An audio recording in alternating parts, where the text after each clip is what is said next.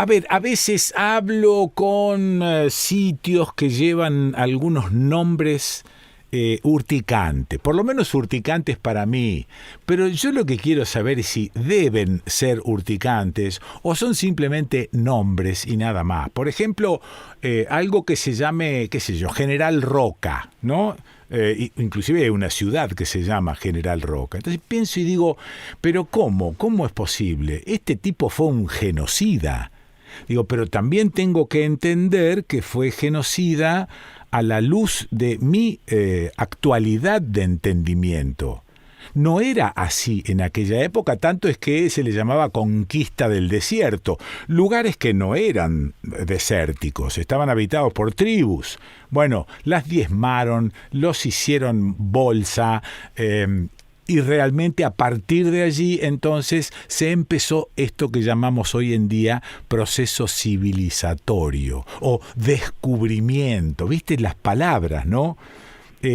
Ahora, me da la impresión que a veces no tenemos que sucumbir a una especie de bronca primaria y ridícula, sino que volver a poner las cosas en contexto. Alguna vez te dije, en el año 1800, los que vivían cerca del río Mississippi y tenían esclavos, ¿eran todos una basura?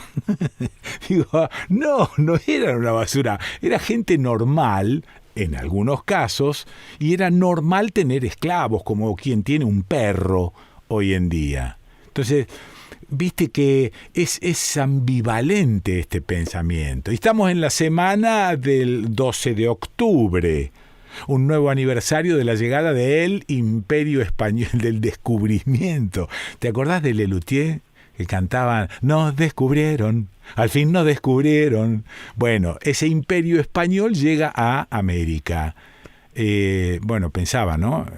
En relación que hay entre los imperios y las colonias, si fue un descubrimiento, si fue una conquista, si fue un genocidio.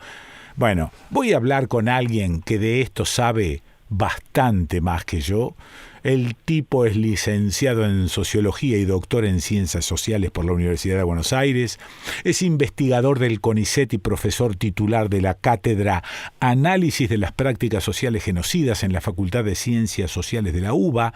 Consultor de las Naciones Unidas para temas de genocidio, derechos humanos, discriminación.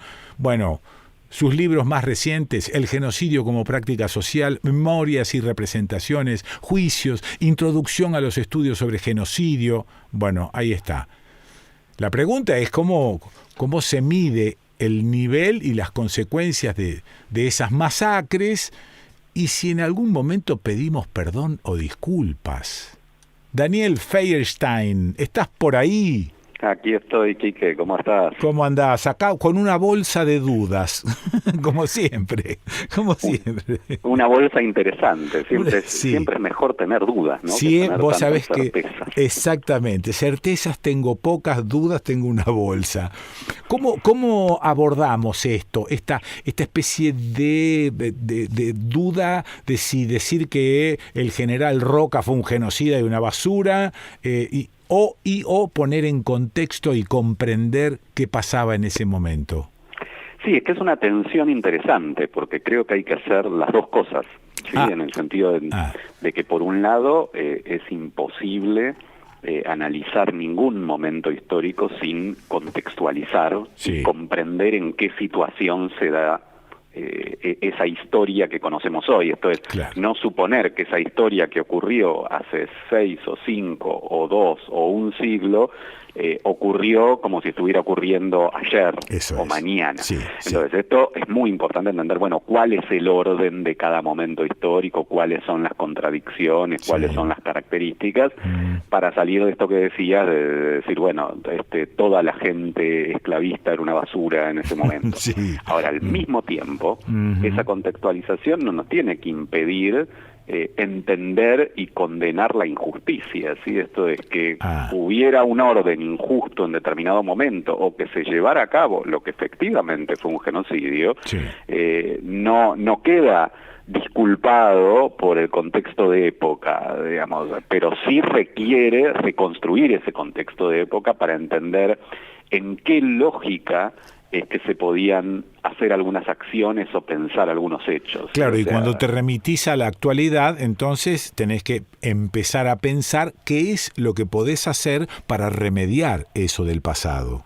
Exactamente, que es fundamental esto de pensar formas de reparación. Ahí está. ¿Sí? Formas de reparación por esas injusticias que quizás queda mucho más claro hoy su carácter injusto, pero que no dejaba de serlo en ese momento. Pero para poner de algunos de los hechos que mencionabas, ¿no? O sea, cuando llegan los conquistadores, los miembros de los distintos imperios europeos a América, efectivamente empieza una discusión que hoy aparece como absurda, pero que empieza en ese momento, que es esos seres que nos estamos encontrando, ¿son seres humanos o no son seres humanos? Claro, ¿sí? claro. La discusión que enfrenta a Sepúlveda con las casas, ¿no? Sí. El mismo pensamiento de Sarmiento también, ¿no? Civilización, barbarie, etcétera. Varios siglos después, tal cual, que no está pensando ya en el carácter humano, pero sí está pensando en una subdivisión dentro de la humanidad, que tendría a la civilización en su tope. Sí. Entonces, hay un elemento interesante que decías que es la sociedad de esa época se encuentra procesada por esos debates y naturalizando una cantidad de situaciones, tal como decía, así como en la antigüedad se naturalizaba la esclavitud. Sí. Entonces, esto nos saca de la cuestión de decir, son todos basuras, desgraciados, pero ¿sí? No le quita el nivel de dominación, las lógicas de opresión, el nivel de injusticia que implicaban una cantidad de acciones, y la protesta, no solo vistas desde hoy, y la protesta social, la protesta social también que hay en contra de la esclavitud hoy en día. Exacto, exacto, y en sus momentos también empezar a ver, bueno, cuáles fueron las lógicas de resistencia, cómo se estructuró el intento de enfrentar esos órdenes injustos, así como hoy tenemos también órdenes injustos que intentamos enfrentar, ¿no? Ahí estaba pensando justo en eso. ¿Cuáles serán las injusticias de hoy en día que tenemos naturalizadas y que dentro de 100 años pensarán, pero mirá estos tipos? ¿Cuáles son? La duda es si lo miramos con una lente optimista o pesimista, digamos, ¿no? En el sentido de decir, la humanidad irá hacia un proceso de mayor desarrollo ético, digamos, y comunitario. Bueno, se me ocurren muy fácilmente algunas cosas que uno dice, bueno, en la gran mayoría de las ciudades, de las grandes ciudades modernas actuales, en la propia Buenos Aires, Rosario, Córdoba, te podés encontrar mucha gente viviendo, durmiendo en la calle. Uno diría, bueno, esto no solo que uno podría pensar que es inaceptable en el futuro, sino que uno podría decir, bueno, fue inaceptable en muchos momentos del pasado. Claro, el hambre, por ejemplo, ¿no? Si dentro de 100 años la sociedad evolucionó hacia otro sitio, se podrá pensar que era un disparate que existiese el hambre en el año 2021. Pero si la sociedad involuciona, nadie va a pensar absolutamente nada sobre lo que pasa con el hambre hoy en día. Tal cual, o pueden parecer naturales situaciones que hoy nos parecen inaceptables. Entonces, esto es lo interesante de, primero, no pensar que la sociedad es una curva, una recta que evoluciona siempre hacia el bien, digamos, esto no es así, tampoco hacia el mal, es contradictorio, pero entender que en cada momento hay una cantidad de realidades que aceptamos que en otro momento histórico nos pueden parecer inaceptables. Eso es un elemento de la tensión y decíamos, es una tensión porque eso no disculpa, eso no justifica lo que nos resulta inaceptable, ¿no? Sí, y el laburo de pedir perdón, no sé si es la frase pedir perdón, el laburo de reparar eso, ¿existe, se lleva adelante o es medio rarito? No, en algunos situaciones existe y en otras no, pero es fundamental, es lo único que nos puede reconciliar con nuestro ser humano, digamos, ¿no? Esto de, y comparto esto que decías, no pasa tanto, la verdad que el perdón es algo muy individual y muy particular y no necesariamente ni necesario ni siempre posible, pero lo que sí es posible es el hacerse responsable, que implica dar una respuesta, reparar Y esto vale para cualquier ámbito de nuestra vida, ¿sí? Cuando nosotros le hacemos daño a un ser querido, bueno, lo que corresponde es reparar ese daño, no solamente pedir perdón, claro, ¿sí? O sea, tratar de restituir aquello que perdimos, y en el caso de que no sea posible, porque hay veces que es posible y hay veces que no resulta posible restituir, por lo menos ver cómo lo podemos compensar. Esta es la lógica de la reparación. ¿Qué podemos hacer para que el daño termine siendo lo menor posible? Sí, el pedir perdón es un decir, y mejor que decir es hacer, es decir, reparar. Exacto. Exacto, tratar de volver la situación al momento previo al daño, y si eso no es posible, tratar de acercarla lo más posible al momento previo al daño, ¿no? Claro, estaba pensando en esta actualidad, en las protestas de algunas comunidades, en la poca pelota que en algunos lugares se le da a las comunidades, y cómo los negocios inmobiliarios avanzan sobre sus tierras. Es decir, ni siquiera se le ha devuelto la tierra a esa gente. ¿Digo bien? Sí, y uno diría, bueno, por eso decía ver cómo uno se puede acercar lo más posible a la situación previa al daño. Porque uno diría, bueno, en el caso de nuestros países lo que ocurrió es un proceso sumamente complejo por el cual no solamente se le apropió de las tierras a las poblaciones que aquí vivían, sino que también llegó mucha otra población, muchas veces huyendo de otros procesos de persecución, que encontró un espacio en estas tierras, y al haber pasado además tanto tiempo, no es posible pensar, ni tampoco sería deseable para nadie, decir, bueno, entonces vamos a volver a las épocas del imperio incaico o de los distintos grupos indígenas que habitaban las distintas zonas de este territorio, por ejemplo. Ahora, si esto no es viable, si esto no es posible, la pregunta es, bueno, ¿qué formas de reparación se pueden pensar para poder acercarnos a esa situación, ¿sí?